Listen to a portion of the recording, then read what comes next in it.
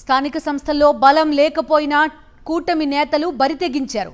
అధికార మదంతో అడ్డగోలుగా వ్యవహరించారు. వ్యవస్థలను ఇష్టానుసారం వాడుకున్నారు. అసలు గెలుపు అవకాశాలు ఏమాత్రం లేని చోట అనైతికంగా విజయం సాధించారు.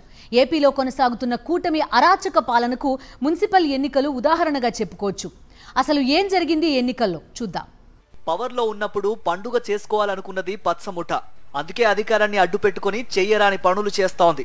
మరోసారి ప్రజలు తమను గెలిపిస్తారో లేదో అనుకుని చేయాల్సిన నీచమైన పనులన్నీ ఇప్పుడే చేసేస్తోంది. కూటమి ప్రభుత్వంలోని నేతలంతా కూడబలుక్కుని కాకిలను ఉసిగొలిపి బలం లేని చోట కూడా గెలిచామనిపించుకుంటున్నారు.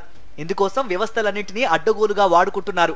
సోమవారం జరిగిన పిడుగురాళ్ల తుని ఎన్నికల్లో మళ్లీ పాత ఘటనలనే పునరావృతం చేశారు. తిరుపతి డిప్యూటీ మేయర్ ఎన్నికల్లో ఏ విధంగా వైఎస్ఆర్సీపీ కార్పొరేటర్లను కిడ్నాప్ చేసి తమ వైపు తిప్పుకున్నారో ఇప్పుడు పిడుగురాళ్లలోనూ అలాగే వ్యవహరించారు. పిడుగురాళ్ల పోలీసులను ఉసిగొలిపి అక్రమ కేసులు పెడతామని బెదిరించి కొందరు వైసీపీ కౌన్సిలర్లను తమ వైపు లాక్కున్నారు. టీడీపీకి ఓటేసేందుకు ఇష్టపడని 29వ వార్డు వైసీపీ కౌన్సిలర్ మున్నీరా సైదావలికి చెందిన నిర్మాణంలో ఉన్న ఇంటిని అధికారుల ద్వారా నిలువునా కూల్చేయించారు. ఇంతటి నీచ నికృష్టపు పనుల్ని మనిషన్నవాడు ఎవడూ చేయడు. కానీ గురజాల ఎమ్మెల్యే ఎరపతినేని శ్రీనివాసరావు ఆధ్వర్యంలో ఈ అరాచకం జరిగింది.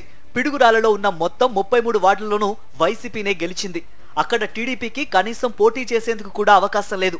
అయినప్పటికీ ఖాళీ అయిన డిప్యూటీ మేయర్ పదవి కోసం పచ్చ పార్టీ కుట్రలు పన్నింది. టీడీపీ అంటేనే తెలుగు దౌర్జన్యాల పార్టీగా మారిపోయిందని వైఎస్ఆర్ కాంగ్రెస్ పార్టీ నేతలు ఆగ్రహం వ్యక్తం చేస్తున్నారు.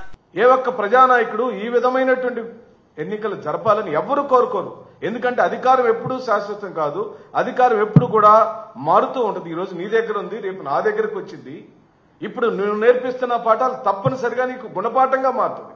ఒక్కటంటే ఒక్క మెంబర్ కూడా లేనటువంటి చోట తెలుగుదేశం పార్టీ నాయకులు చేస్తున్నటువంటి దుర్మార్గాలు, దౌర్జన్యకాండ, అల్లర్లు, వైఎస్ఆర్ కాంగ్రెస్ పార్టీ శ్రేణుల్ని భయపెట్టడానికి వారి ఇళ్లను కూల్చివేయటం, వారి మీద దాడి చేయటం, వారిని కిడ్నాప్ చేయటం, వారిని పోలీస్ వ్యవస్థని అడ్డం పెట్టి లాఠీల మాటున లూటీ చేస్తూ రాజ్యాంగాన్ని ఉల్లంఘిస్తున్నటువంటి ఉదాహరణలు ఒకటా రెండా కోకొల్లలుగా కనపడుతున్నాయి. తుని, పాలకొండ, పిడుగురాల మున్సిపాలిటీల్లో జరిగిన దారుణాలు, అరాచకాలపై వైఎస్ఆర్ కాంగ్రెస్ పార్టీ నాయకులు రాష్ట్ర ఎన్నికల సంఘానికి ఫిర్యాదు చేశారు.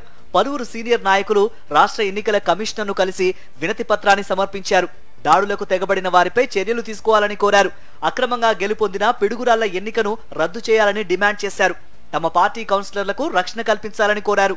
ఎన్నికల కమిషన్ తన అధికారాలను వినియోగించుకోవాలని విజ్ఞప్తి చేశారు. కక్కిన కూడు కోసం ఆశపడే రాజకీయ పార్టీలు ఉన్నటువంటి పరిస్థితుల్లో కనీసం వ్యవస్థలైనా కూడా సక్రమంగా పనిచేయాలనే భావంతోనే మేము పదే పదే ఎన్నికల కమిషన్ అంటే ఒక గౌరవం, ఎన్నికల కమిషన్ అంటే వ్యవస్థలను కాపాడుతూనే ఒక నమ్మకం, విశ్వాసంతో ఎక్కిన మెట్లు ఎక్కుతూనే ఉన్నాం.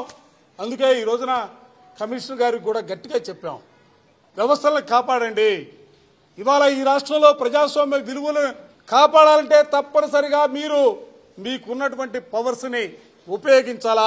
ప్రజామోదం పొందలేని కూటమి నేతలు అధికార మదంతో మున్సిపల్ ఉప ఎన్నికల్లో పదవులను కైవసం చేసుకోవడంపై ప్రజాస్వామ్యవాదులు ఆగ్రహం వ్యక్తం చేస్తున్నారు.